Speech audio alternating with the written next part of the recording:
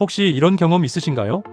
서울 도심을 걷다 보면 경복궁이나 덕수궁, 창덕궁, 창경궁은 딱 떠오르는데 정작 경희궁은 조금 낯설게 느껴지실 겁니다. 어떤 분들은 경희궁이 어디 있는지 잘 모르겠어요 하시기도 합니다. 그런데요, 이 경희궁, 알고 보면 작지만 놀라운 힘을 간직한 궁궐입니다. 화려하진 않지만 단아하고 크진 않지만 결코 약하지 않은 궁궐이죠. 오늘은 바로 그 경희궁 건축의 비밀을 풀어드리려 합니다. 이야기를 들으시다 보면 작은 것이 오히려 더 강할 수 있다는 사실을 새삼 느끼실 수 있을 겁니다. 그리고 궁궐의 이야기가 단순히 옛 건물 이야기가 아니라 우리의 삶에 깊은 울림을 줄 수도 있다는 걸 발견하시게 될 거예요. 자, 그럼 천천히 경희궁의 세계로 함께 들어가 보실까요?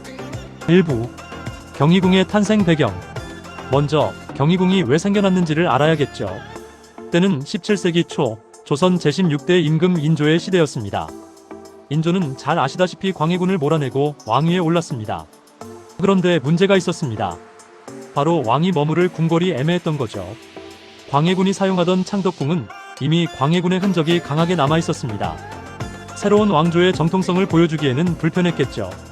그래서 인조는 새로운 궁궐을 원했습니다. 그리하여 한양 서쪽 인왕산 자락에 새로운 궁궐이 세워졌습니다. 바로 오늘 우리가 이야기하는 경희궁입니다. 여기서 잠깐 여러분, 혹시 이런 생각 드시지 않으세요? 아니, 왕이라면 경복궁이나 창덕궁 같은 큰 궁궐을 쓰면 되지 굳이 새로 지을 필요가 있었을까? 맞습니다. 사실 경희궁은 경복궁에 비하면 훨씬 작았습니다. 하지만 작다고 해서 소홀히 지은 건 아니었습니다. 경희궁은 새로운 정통성을 상징하면서도 실용적인 생활 궁궐을 지향했습니다. 그러니까 보여주기용이 아니라 실제로 왕이 거주하고 정사를 보는데 최적화된 궁궐이었던 거죠. 2부 입지와 풍수의 힘. 이제 경희궁의 입지에 대해 조금 더 깊이 들어가 볼까요?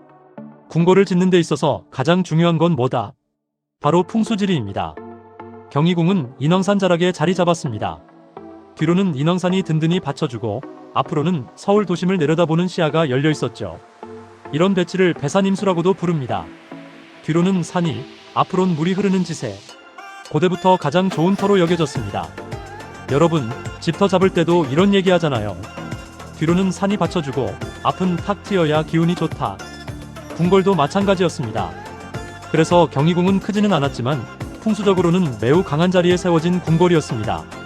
바로 이 지세가 작지만 강하다는 별칭을 얻게 한 배경이기도 합니다.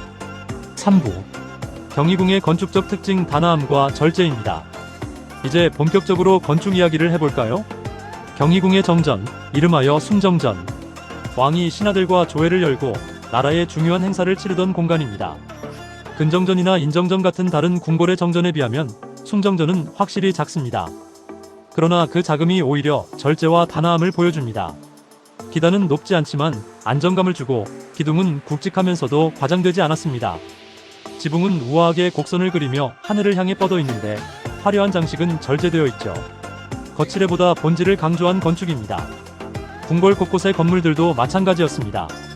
왕이 실제로 생활하기 편리하도록 실용적으로 배치되었고 의례 공간은 필요한 만큼만 장엄하게 꾸며졌습니다. 여러분, 이 모습에서 우리는 조선 건축의 핵심 철학을 엿볼 수 있습니다. 바로 화려하지 않되 기품을 잃지 않는다. 이게 바로 경희궁 건축이 가진 힘입니다. 4부 역사 속 운명 가장 많이 훼손된 궁궐입니다. 여기서부터는 조금 안타까운 이야기를 드려야 할 것 같습니다. 조선 후기 왕들이 경희궁에 머무는 빈도는 점점 줄어들었습니다. 경복궁과 창덕궁이 더 많이 사용되었기 때문이죠. 그리고 일제강점기 경희궁은 그야말로 참혹한 훼손을 겪었습니다. 일제는 경희궁의 건물들을 뜯어내고 그 자리에 관청과 학교를 세웠습니다. 대표적인 예가 지금의 서울시립미술관 자리입니다. 바로 그곳이 원래는 경희궁 터였던 겁니다. 심지어 경희궁의 여러 전각은 다른 궁궐로 옮겨지기도 했습니다. 덕수궁과 창덕궁에 가보면 원래 경희궁에 있던 건물들이 보입니다. 궁궐 건물 하나하나가 흩어져 버린 거죠. 이렇게 경희궁은 5궁궐 중에서도 가장 많이 사라지고 가장 많이 훼손된 궁궐이 되었습니다. 5부 오늘날의 경희궁 작지만 강한 숨결이었습니다. 그렇다면 오늘날 경희궁은 어떤 모습일까요? 현재 남아있는 중심 전각은 숭정전입니다. 그리고 일부 복원된 건물들이 있죠. 숭정전 앞에 서보시면 크진 않지만 단정하고 엄숙한 기운이 그대로 전해집니다. 경복궁처럼 웅장하지는 않지만 오히려 그 소박함이 마음을 편안하게 해줍니다. 서울 도심 한복판에서 잠시 숨을 고르고 조선의 숨결을 느낄 수 있는 공간. 이것이 바로 오늘날의 경희궁입니다. 6부. 경희궁이 우리에게 주는 교훈. 마지막으로 이런 질문을 던져볼까요? 경희궁이 오늘 우리에게 주는 교훈은 무엇일까? 저는 이렇게 생각합니다. 크다고 해서 강한 것이 아니고 작다고 해서 약한 것도 아니다. 경희궁은 작은 궁궐이었지만 조선 후기 왕들이 실제로 정사를 보던 중요한 공간이었습니다.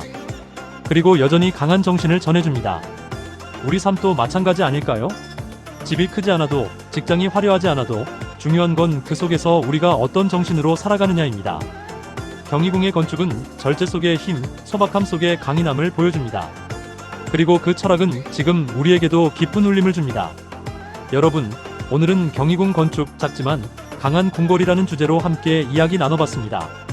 서울에 계시거나 혹은 서울을 방문하실 일이 있다면 꼭 경희궁에 한번 들러보세요. 경복궁처럼 화려하지도 않고 창덕궁처럼 넓지도 않지만 오히려 그렇기 때문에 더 마음을 편안하게 하고 더 강한 울림을 줍니다. 작지만 강하다.